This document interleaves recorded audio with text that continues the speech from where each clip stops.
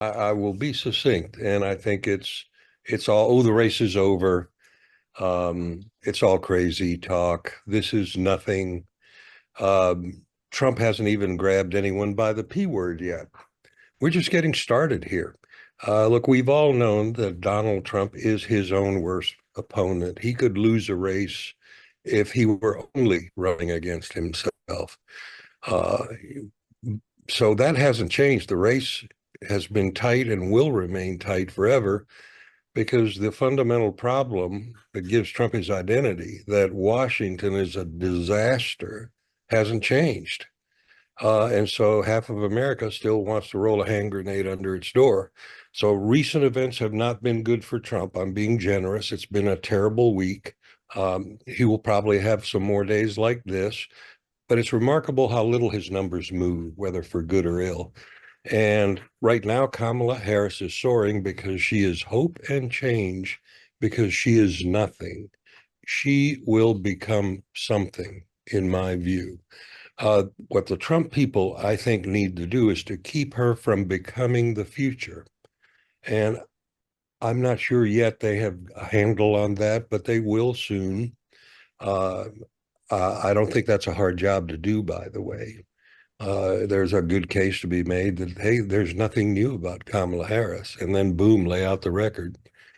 But so I think the more we see her, the more her feet will get closer to the ground, so the convention won't be all positive.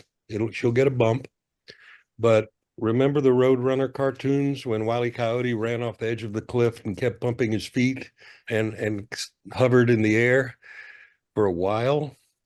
Uh, I'd say right now, beep beep. There's a lot of air under Kamala Harris, and I'll add one more thing.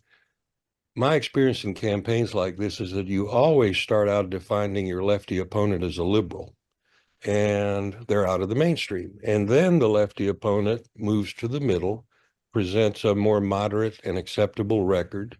And at that point, they become a fraud. They become an opportunistic ladder climbing, do anything for power politician, which is what Donald Trump is running against.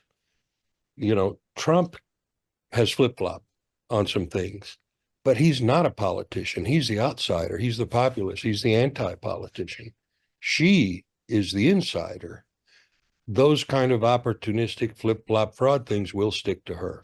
So I don't think this is over. I'd say it's a jump ball. Still, Trump still has a slight advantage in the Electoral College, but as tight as it's always been.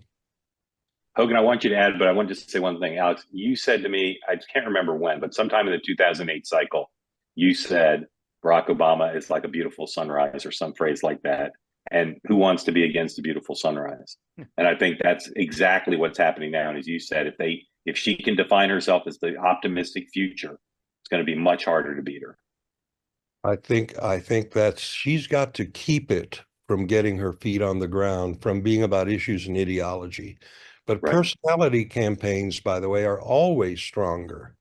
But the problem is there's a lifetime of personality out there on Kamala Harris on social media.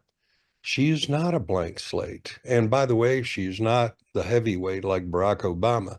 At the end of the day, call me naive, call me romantic, but Democrats who know Kamala Harris in Washington don't think she's Barack Obama either.